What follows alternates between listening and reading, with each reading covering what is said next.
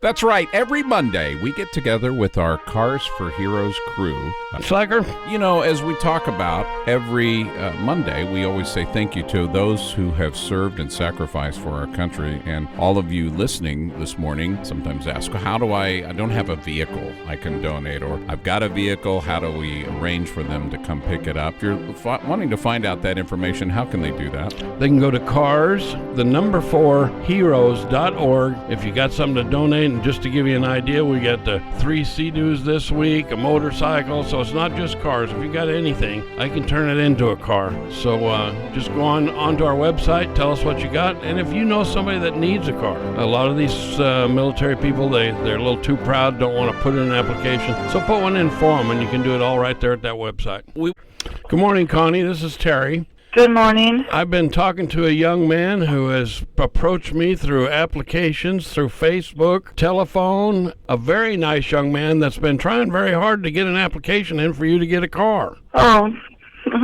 he's my son. Thank you. Did he tell you he was doing all this? He told me that he was going to try to do something.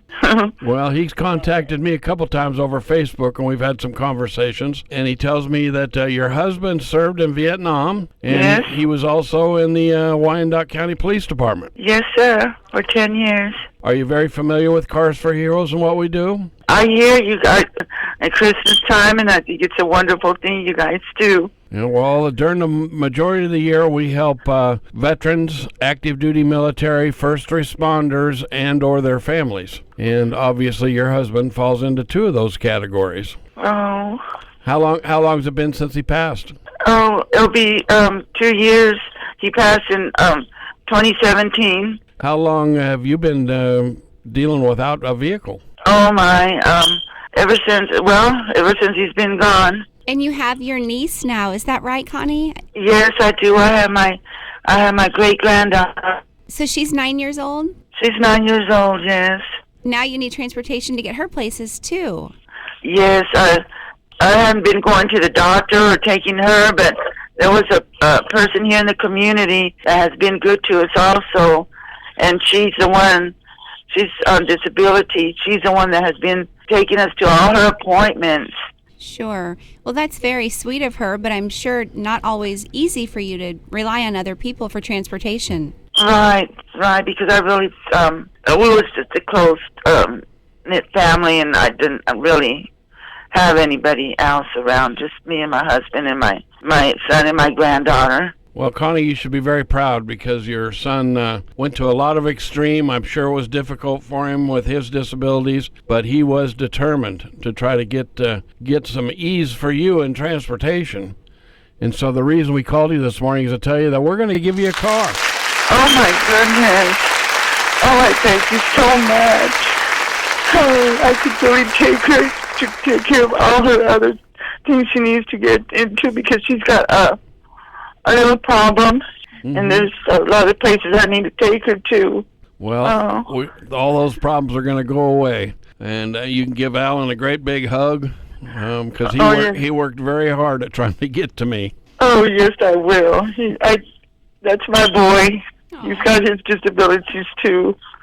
Connie, we couldn't be happier for you. Oh, I thank you so much. Connie, if you can, we need to give some information to you. Can you hang on? Yes, sir. Well, there you go. An absolute relief. I can't help but feel like we say this all the time, but you can't not feel the stress just lift off of this family's shoulders, knowing, finally that they're going to be able to have reliable transportation, not have to ask, work around somebody else's schedule, and now with additions to this family, even more people can get around to the things they need.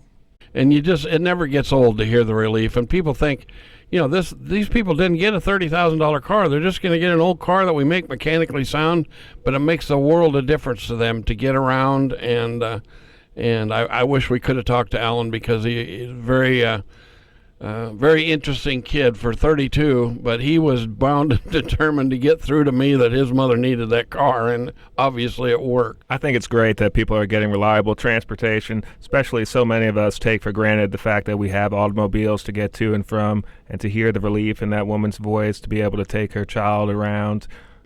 It's just fantastic to be a part of. Holly, for those who would like to be a part of what we do every day to thank our veterans, how can they do that? They can go to our website, carsforheroes.org, and there's an application on there. You can email us. Just send us something. Fill out the application. We review all of them. We have a ton, but we need more. So please just reach out to us. We love, love, love doing this. So we'd love to hear from all of you out there. If you know anyone in need, please let us know.